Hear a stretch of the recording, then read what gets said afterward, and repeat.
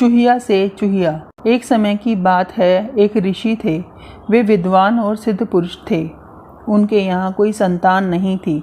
ऋषि की पत्नी को संतान की बहुत इच्छा थी, इसलिए वह बहुत दुखी रहती थी।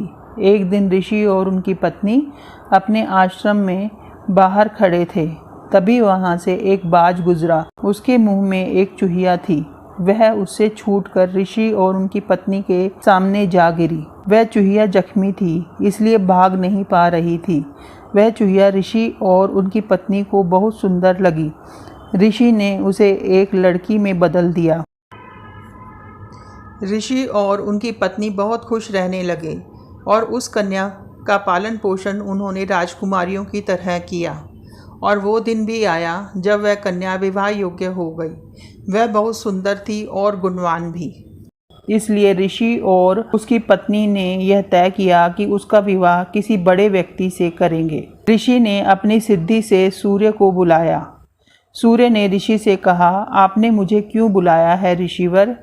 ऋषि ने कहा, मैं आपसे अपनी पुत्री का विवाह करना चाहता हूँ। इससे पहले कि सूर्य देवता कोई जवाब देते, ऋषि कन्या ने कहा, पिताजी, इसके शरीर में इतनी गर्मी है, मैं तो जल ही जाऊंगी। आप कोई अन्य वर ढूंढिए।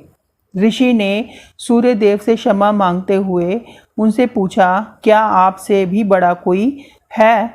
सूर्यदेव ने कहा, ऋषिवर, मुझसे बढ़कर बादल है, क्योंकि उनके कारण मेरी चमक धुंधली पड़ जाती है। फिर ऋषिदेव ने बादल को अपने पास बुलाया।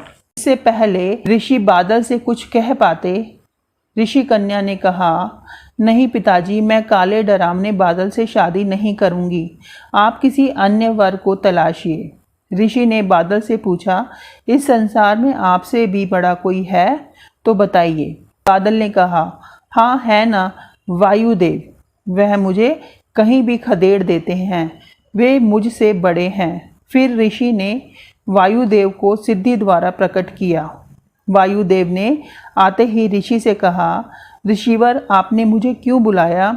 ऋषि ने कहा, मैं आपसे अपनी कन्या का विवाह करना चाहता हूँ। परंतु ऋषि की बात पूरी होने से पहले ही कन्या बोली, नहीं पिताजी, मैं इस चंचल वायुदेव से शादी नहीं कर सकती। वे कभी एक जगह शांति से नहीं रहते। इस पर ऋषि देव ने वायुदेव से पूछा, क्या आपसे भी बढ़कर इस संसार में कोई है? पवन देव ने उत्तर दिया, ऋषिवर, मुझसे बढ़कर पर्वत देव हैं। मैं उन्हें अपनी जगह से नहीं हिला सकता। वे ऊंचे और ताकतवर भी हैं। यह सुनकर ऋषि ने पर्वत देव को बुलाया। पर्वत देव को देखते ही ऋषि कन्या जोर जोर से रोने लगी। मुझे इन बेढंगे रूखे सूखे पर्वत से शादी नहीं करनी। मुझे इनसे ज़्यादा अच्छे वर से शादी करनी है।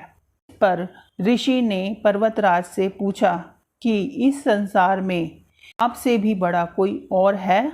पर्वतराज ने कहा, ऋषिवर, मुझसे भी ताकतवर चूहा है। मैं बहुत बड़ा हूँ और मजबूत हूँ, पर वह मुझ में भी खोद कर बिल बना देता है। फिर ऋषि ने चूहे को आवाज़ लगाई। चूहे को देखकर ऋषि कन्या बहुत खुश हुई। देखकर ऋषि और उनकी पत्नी भी खुश हुए। फिर ऋषि ने अपनी विद्या से कन्या को चूहिया बना दिया और चूहे से उसका विवाह कर दिया।